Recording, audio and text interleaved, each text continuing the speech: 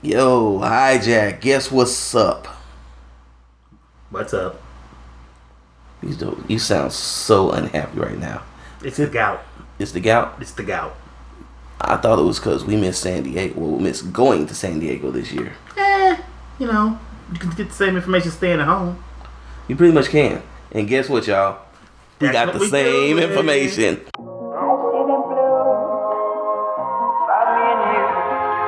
I think to myself, what a wonderful world. What's up, everybody? My name is DKG72. And I'm DJ Hijack. And this is the Big Fat Podcast. What's up, everybody? How you been doing? This is our Big Fat San Diego wrap-up, where we talk about some of the major events from this past weekend's San Diego Comic-Con. Or at least the things that we found important. Well, There's a lot of stuff that happened. Most of it, who cares? Who really cares? But these are the things we think are dope. So, DJ Hijack, want to give a quick, brief history of San Diego? No, not really. I mean, if you kind of know what it is. It's the #1 comic book show in North America. It's the place you gotta be if you want to be seen and known in geek Hollywood. It is the new Cannes Film Festival. It is not much about comics, even though it's called Comic Con. And soon to be the next All-Star Game hangout for all the thotty thots in the world. If you don't know what a thought is, type it into Google. You'll find out real quick. That's why I want to be there next year, because I heard the parties were dope. The parties were dope, man. I heard they were really dope. The MTV party was dope. A couple other parties I heard was yeah. Oh, and Big Boy did a wrap-up concert for Boomyverse. So I was like, oh, I wonder if this is going to start a new trend. Well, it's not necessarily new. Childish Gambino's done. You're right. There. You're right. Adele, it's happening all the time. It's I'm waiting for when somebody like Drake decides to go. Then it's over. Comic Con is dead. Wow. Is that when he gets? Do you think that's when he'll get his Spider-Man tattoo next to his Wayne tattoo? Anyway, next thing. Alright, so let's get into this wrap up real quick, and let's see what we're going to talk about. Well, first thing first, we got the announcement of the long-awaited, long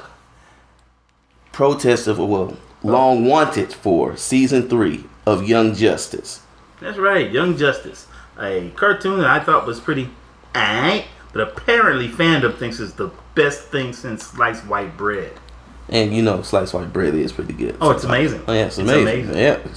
So Young Justice, I was a little bit more than I with it. I actually liked the series, but I did see some of its weaknesses. I think I like the animation and some of the animation design for some of the characters more than anything else. Yeah, I mean it's fine. Mm-hmm. It's nowhere near bad to me. It's just that if for all the hoopla, I was expecting something on the lines of maybe an Attack on Titan or even My Hero Academia, something that gets you going and makes you worried, and it's something with animation that just flows and moves, something that even competes with Avatar maybe. Just does not. It's good, but it's not that. No, and I agree with you there. I just give it a little slightly above the eye. But I understand what you're talking about. Now, and the only reason why I thought it should be on the docket, because the important thing nobody's noticing is that it's got Static. Static Shock is a part of the new Young Justice season 3. Now we got a tease of this character in the actual season 2, but nothing other than just a tease. This season he will be an actual member of the Young Justice team, and I'm quite interested to see how this turns out. Yeah, me too. Hopefully it'll be more than just hey guys, here I am, give me a check. Well, I think they've got to do more with him, especially since Static is one of the top 25 most recognizable comic characters in the world. Yes, and we have no proof of that, but you're going to deal with it. Now, on the other end, one good thing about that is, don't say nothing, is that, this also leads into the rumored, and I'm saying rumored because until it happens, it don't exist, Earth M stuff. Yeah, because that was with a big Earth announcement. M, Well, that was supposed to be a big announcement, but it never happened. Well, Jim Lee made the I announcement. know Jim Lee made the announcement that there'll be an announcement, and then there was no announcement. Oh yeah, that's kind of like. For those that don't know, Earth M is supposed to be a new imprint. That's supposed to be the resurrection of the Milestone universe in the DC universe. They were supposed to bring back a lot of the old classic Milestone characters with a bunch of new ones. It would have been nice to see how they were going to handle the resurrection of the universe and actually his integration into the DC multiverse, but as of right now, it's vaporware. Very vague. So let's keep it moving. Another trailer that, this Young Justice wasn't a trailer, but another trailer that did drop was season 1 of The Defenders. What you think about the DJ Hijack? Now, this, of course, I'm down for. I cannot wait for August to get here. We'll be sitting my butt down and binging it.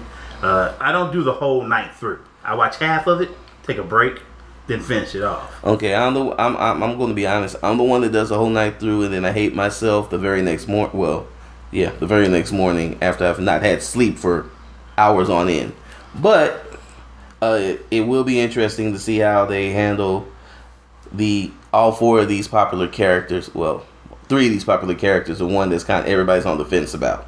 Yeah, but they're saying, like, everything I've heard from people who saw, because they did play the first episode. Oh yeah, they did. People who watched it said that he's better in this than his own show. So Iron Fist, who everybody's leery of, seems to be actually better in this.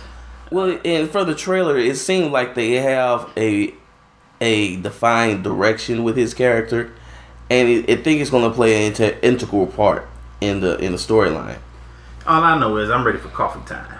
Well, yes, everybody's ready for coffee time because there's some people on the slate for coffee. So, and once again, if you don't know what that is, Google it. Google it. Stranger Things season 2. Now that trailer. At first I was like, okay, yeah, I'm getting a little tired of the whole, yes, we know that you're drenched in 80s. Very cool. But then, adding Vincent Price's monologue from Thriller, that just added a little... I was wow. And I am one who's anti-fan service. I am anti, pulling the geek nostalgia thing. Yes, you are. But this was so well done. It was on point. It was really on point. And I felt like you... And one is because it was Vincent Price's voiceover. Nobody has ever even attempted to flip it like they did. Moving right along, let's move over to the other side of Warner Brothers, and that would be the DC Universe. And the DCEU. DCEU. We're using the E because we're not going to say cinematic. So we're going to say entertainment. Is that what it's for? Entertainment? I think so. Okay. Suck it, Marvel. We're not as good as you. We're entertainment. We're number 2. So, I always like saying this, and I have to say this a certain way. One of the movies that they were talking about is, of course, Shazam! But not just that. He's a choking. DC wants to stop me from saying this. Right. That's what that was. Yeah, I'm going to chop it out. So, DC went on ahead and decided to announce their new slate of films. The slate that they announced before has been changed. The things different now. And very different. Before, when we were going, but before, after Wonder Woman, there was Justice League. After Justice League, there was Aquaman. After Aquaman, there was Cyborg. Well, guess what? It all changed now. So, oh, man. Your next movie, Shazam! will be Shazam. So after Aquaman, you're getting Shazam. They're putting it in the slate. They're moving now. And that's weird because we just heard earlier that The Rock's Black Adam may not be in the Shazam movie. And he might be getting his own movie. Which is still strange, and especially since it's not on the slate. Right. So what does that mean? What are we really being told? Unless what the truth is, maybe that The Rock is no longer Black Adam and he's Shazam. Well, that is a possibility. I actually prefer him as Black Adam. And then what does that mean for Henry Cavill? Right. As Superman. That is true. I'm just saying. There's a lot of interesting things going on right now with the DC EU, the entertainment movies. Shazam's move up in the lineup is one that's raising eyebrows. Suicide Squad 2 is another. Well, it's not really raising eyebrows. It's got people going like, yeah, we know there's going to be one, but y'all not really paying attention to the sentiment out there. Yes, it made money. It made its money. But people don't really like it. It got that Oscar for costume design, though. But people don't really like it. Yeah. So, with Suicide Squad 2, any speculation on who's coming back and who's not? Don't really care. Yeah. There'll be some new people. They're bringing back a girl to play Harley Quinn. Oh, of course. Yeah, Margot Robbie and Will Smith will be there. Again. Of course. In another movie. And everybody else is replaceable. Now, the next thing that was really a kind of a barn burner over the San Diego Comic-Con weekend, Batman. So the rumors were people were running fast with rumors that Ben Affleck was no longer going to be Batman. That the heads at Warner Brother were going to phase him out, shuffle him to the side, as it were. And this has been a totally unsubstantiated rumor that had no basis in anything. So it's amazing that once they still announced the Batman movie in the lot, and that Ben Affleck, who's there signing with everything, says, as far as I know, I am the Batman, and I will be the Batman. Which again is very, very weird, because that rumor, I understand how the fanboys and the nerds and the blogs could run wild with that, because, well, that's kind of their job. We expect that. My question was, why didn't Warner Brothers squash that immediately? Like, why didn't they put out a statement like, I don't know where y'all got this from, it's not true? True. I don't understand. Now that I don't understand. They let that simmer. Either it has some truth to it, or it's also being used as a tactic to keep him in his place. That made that panel kind of awkward. That's all I'm saying. That to me it didn't make sense, but I understand. Yeah, but they moved quickly on because there's more to Batman. Yeah, there's more Batman. So there we go. And then there's this movie that I think everybody's been waiting for. That's right. Justice League Dark. That's right. All of America's favorite Justice League characters, Constantine, Deadman, Zatanna, yes, and many more unknown names, will be getting their own movie. Now, I don't know how that's going to work. Now this almost made sense back when they first announced it before, and it was going to be a Guillermo del Toro movie. Yeah, it was going to be totally not attached to the universe. Is he still attached to the movie? He's no longer attached to the movie. Oh, and no. I believe they're trying to make it fold into the rest of the universe. So now you got to explain to people why this Justice League is so different than the other Justice League. Right. And then who are these people, and why should I care? And why is the budget so much smaller? And this, I think, what they're thinking. Oh, I know what they're thinking. This is going to be another Suicide Squad for us. We're going to make plenty of bank on it. We're just going to throw these characters out there. People just take it. And I think that would be so if it didn't have the name Justice League in it. Well, I'm thinking they're like, well, this is like, we're getting the best of both worlds. This could be our Guardians of the Galaxy, and we've got a legacy name attached to it. That's not that Guardians of the Galaxy. That's coming up. Oh, yeah, you're right. You're right. So after Justice League Dark, which is a big old question mark. Boy, that's there should a question be mark. Wonder Woman 2. Of course. Yeah, no-brainer. Should be. That's going to happen. Right now, she's the lead of the cinematic universe. So. Right. And, the rumors, when the Ben Affleck rumors were running rampant, the other rumor was that Gal Gadot's character, Wonder Woman, was going to become the leader of the JLA, of course. And she was going to be the focal point moving forward. And it wasn't about Batman and Superman. It was about the Wonder Woman, which sounds good, but I think that's more fan service from I think it's just not true in it. You're right. Now is their what everybody believes.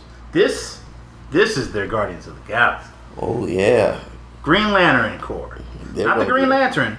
The Green Lantern. The Green Lantern Corps. So yes, not introducing you to a new Green Lantern, but instead introducing you to the complicated world of the Green Lantern Corps with no introduction and no explanation.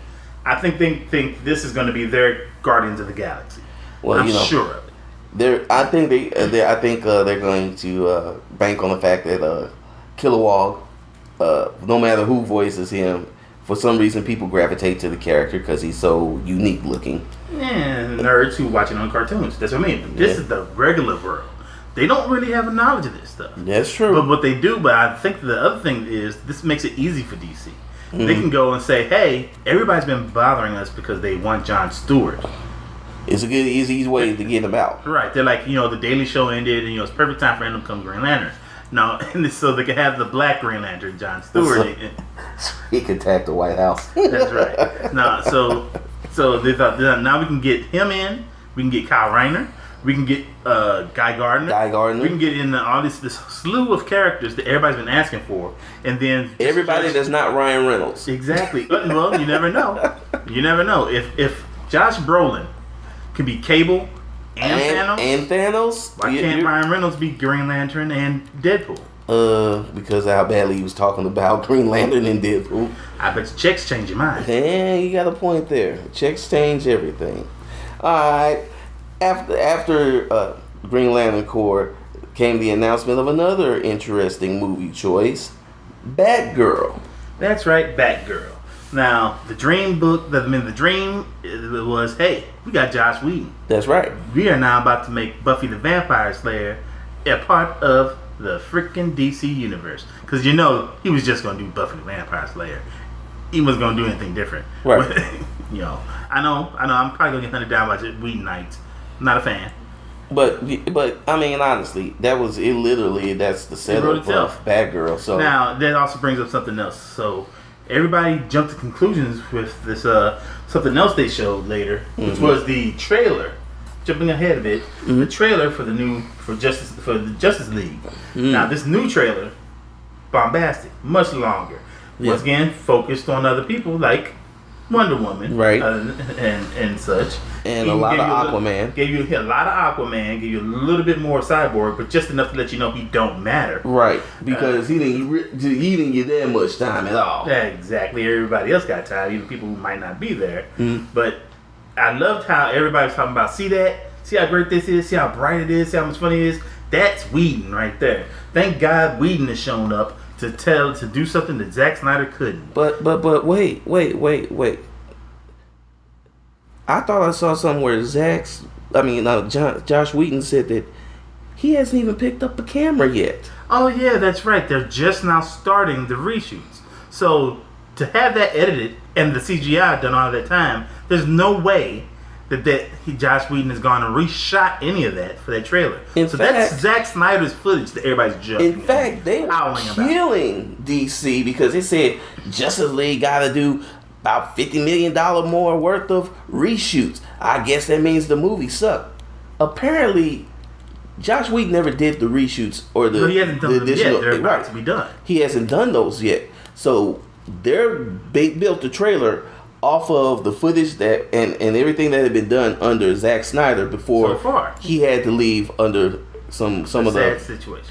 I wouldn't wish that on my worst enemy. Yeah, but it's nice to see how the nerds can kick a man while he's down and be wrong at the same time. Oh, apparently completely wrong. Oh, yeah. And the one thing I will say is that the trailer did look nice. It was.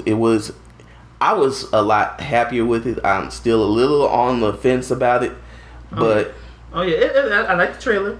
I was more impressed by the posters, though. Yes, the redoing of Alex Ross's art with photos. Yes, and I'm like, those were beautiful. Those were nice posters. Those were good. I actually would like to have one of those posters. It was a good idea. And of course, then there was the big secret.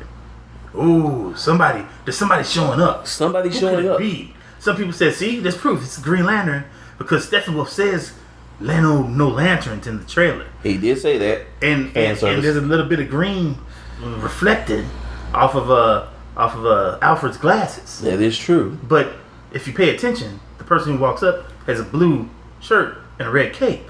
Yeah. So I'm guessing it's probably the guy who's in all the other rest of the ads and the flyers that they've already shown coming up. The mustache? Superman. Oh, that's right. Henry Cavill as Superman. So apparently he will be returning.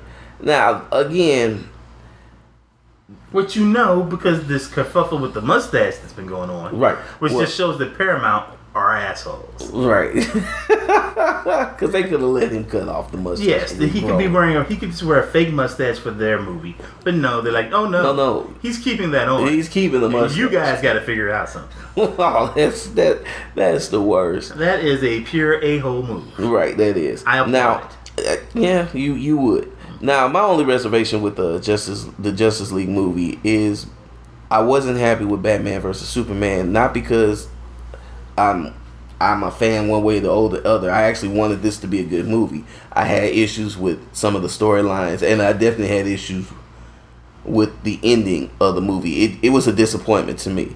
So that being said, with it being pretty much the same team, and I'm pretty sure they're not going to deviate too much from what was already created. The storytelling is my biggest concern at this point. The movie everything looks great, but I'm concerned about what they're going to do story-wise.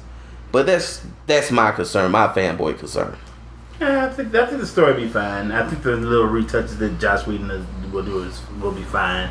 I think it's going to be serviceable. Their problem is that they're going up against Marvel, who seem to have realized how to make fun.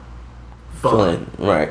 But before we even talk about Marvel, we do have to go. We got to step back a little bit. Yep, we got to step back, almost as if we got to go back in time, maybe to a point in time, a flashpoint.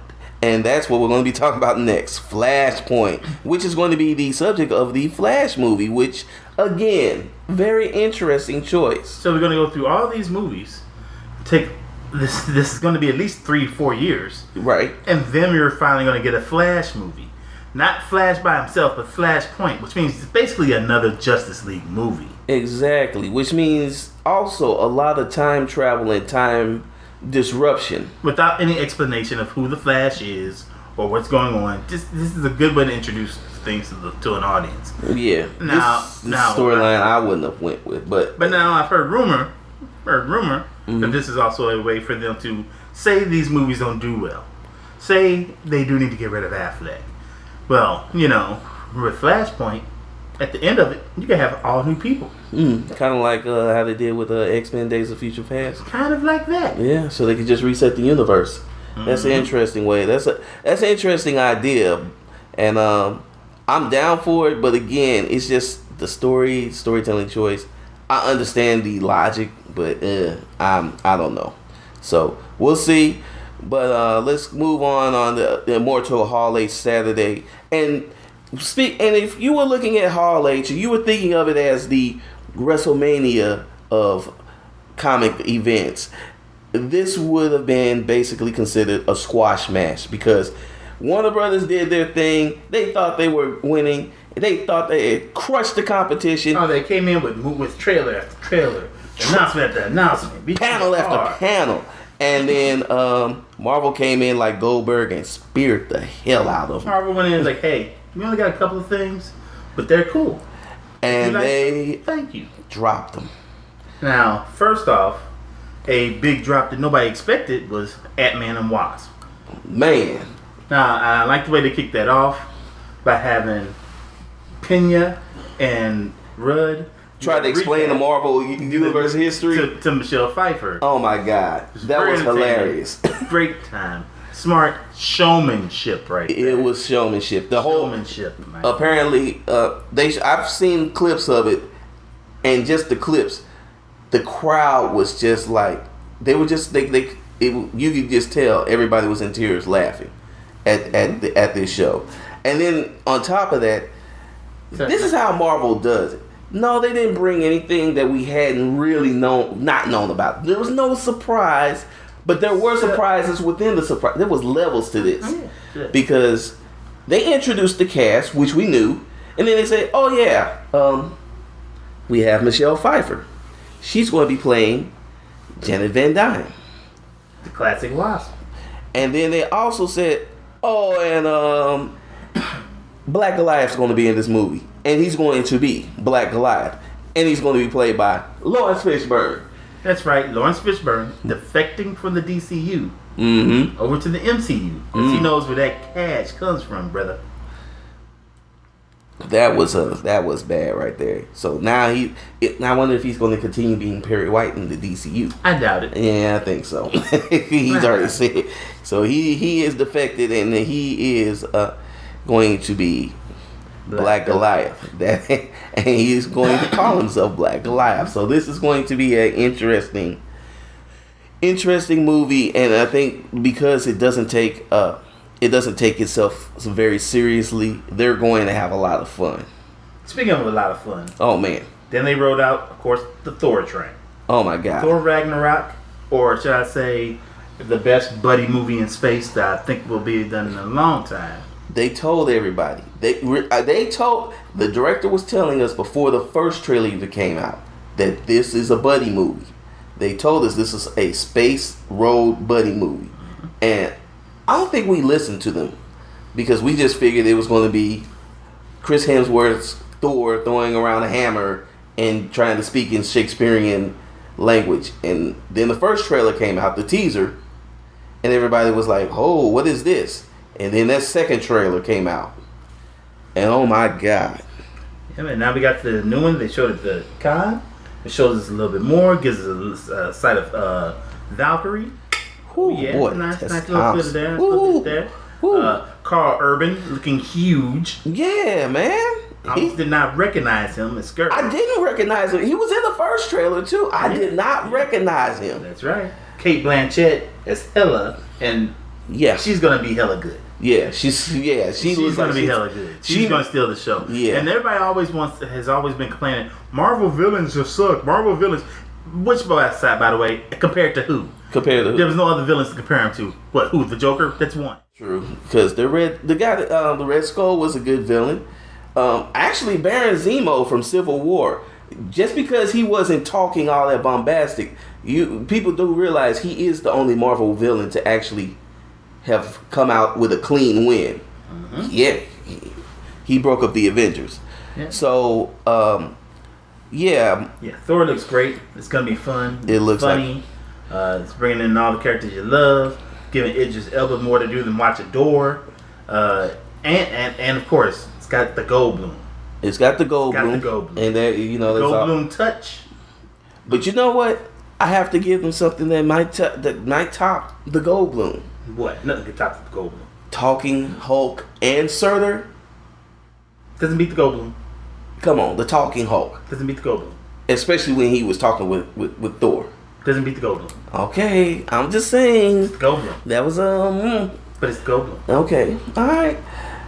So next up from Marvel, in their continued smackdown of everybody else in Hall H, they debuted Captain Marvel. That's right. They showed a nice little teaser trailer for Captain Marvel. Mm-hmm. It's a teaser, nothing special. But then we got a lot of information from it. Information like it's going to be set in the 90s. Yes, it is. Which threw everybody into a tizzy. Like, hey, that's going to mess up the timeline. And what's they're going like, on? Where would she be? I'm like, oh, I don't know. Maybe outer space? Of course. I mean, or come there's on. also the fact that that means that people didn't pay attention because there were heroes before Iron Man, and that was firmly established in Ant-Man. Exactly.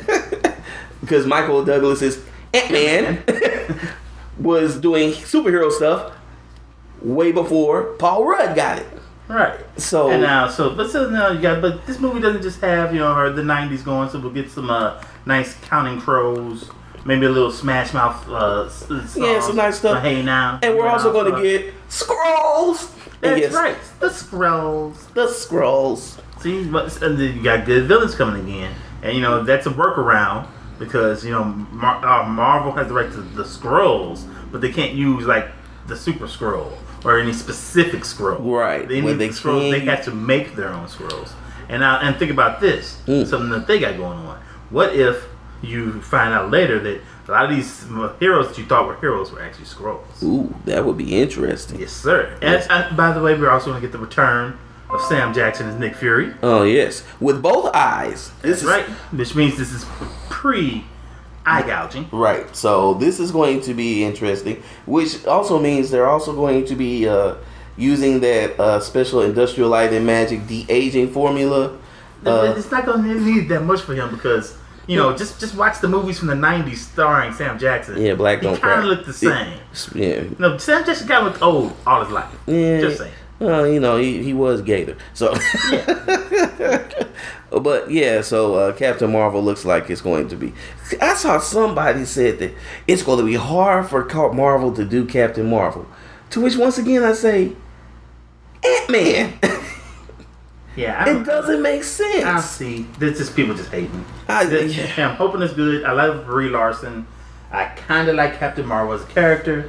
This should be a good one. So, Yes. After that, then they decide to end on top. With a grand finale. And what a grand finale it was. They didn't bring out just one actor or two actors from this movie. They brought out pretty much the entire cast plus the director. The director was Ryan Coogler. The actors, of course, was the entire cast of Black Panther. And they then showed, what was it, 10 minutes?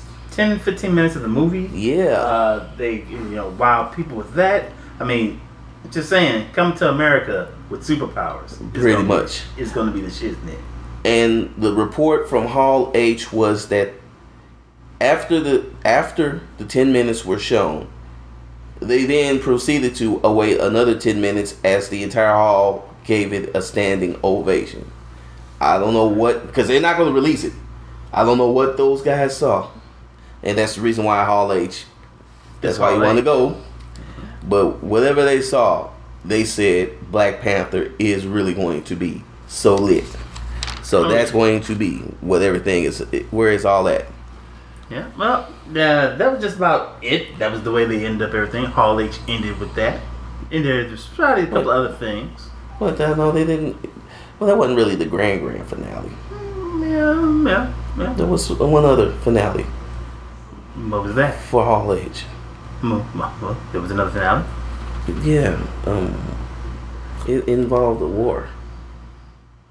But that's because they showed a D23. Well, it is. Yeah, they showed. Then they ended it with showing stuff from Infinity War, a movie we won't see for the next 5 years. We'll see that next year. Yeah. It's got. They had cool scenes. Showed the same stuff we learned at D23. Thor. Flying in the galaxy with the Guardians of the Galaxy. Yeah. It's gonna be fun. We're gonna be cool. I mean, but it's not as important as the Black Panther stuff. Yeah, you're right. That closed it down. Yeah, that closed it now, down. I would say one little bit of information I'm going to throw in there. A little bit of actual comic book news. Yeah, there was. Came out of there was that Captain America is getting a new title. Mm-hmm. And it's going to be done by Mark Waid. Oh, yeah. And friend of the Fat, Chris Samney. St. Louis's own. Yeah, we're really excited about that. Oh, yeah. I mean, this is like, nobody writes Captain America like Mark Waid. And Samney and Wade are a super team. Yes, they are. Whatever they work on, it's dope. Yes. The only thing that could have been better than this is if they were working on Spider-Man. Right. So I agree. And knowing Chris and I know this is he's been wanting to do this type of book for a while. So nothing but love for our man Chris Samney and of course the great Mark Waid. Do people give Mark Waid the credit he deserves? They don't because he's not Hollywood like a lot of the others. But yeah, he's still dope. He doesn't show up at the convention wearing the shades or anything like that. But yeah, he's still dope. Yeah. So so I think all in all, it was a pretty interesting San Diego Comic-Con. A lot of good information coming out. And anything else, DJ Hijack? No, that's about it. I mean, that's all I cared about from the show. Nothing special. It just proved to me that I did not need to go to San Diego. Yeah, I heard it was except for horribly packed. Missed out on a 50-50 burger. Oh, I love that place. Oh, that place. Oh my God. Oh, and then they let you build your own burger and you can create. Oh Slater my God. 50-50. Oh my God. Yeah. The peanut butter burger. Yeah, that was boy. Y'all like, ooh, Shake Shack has a peanut butter. No, Shake Shack does not have a peanut butter burger. No, you have to go get a 50. Slater 50-50 yes. has a peanut butter burger. Oh my God, that is the best. So Slater 50-50, if you're in San Diego, visit them and you will not be disappointed. This is not sponsored, but if you want to, We'll take all the burgers you want to get. Right. We're fat. Yeah, we are, and we do love that. So, guys, check DJ Hijack out on what's all that social media. DJ Hijack, #Hijack Radio if you want to hear some of the funky jams I put out. All right. Check me out on DKG72. I'm on Twitter, Facebook. Well, Twitter is DKG72. Instagram, DKG72. Snapchat, DKG72. And also check that Facebook out, David Gordon 72. And hit that Kwame Hightower Facebook fan page. Also, guys, Big Fat Hero, we got merch on Amazon. Dang right. We got t-shirts, baby. There you go. Comics is back. There you go. Blurred City. Blurs. Blurred by Nature. There you go. Make comics great again. Make comics great again. Just check out all the fine apparel that you can get from us lovely people at Big Fat Hero and Life Engine Mechanics. There you go. Links will be in the bios. So, guys, I think that's it for the show. I think that's it. All right. I'm DKG72. I'm DJ Hijack. And this has been the Big Fat Podcast. Word. Peace. I just did that. I feel bad about myself. No, you don't. I'm gonna cry.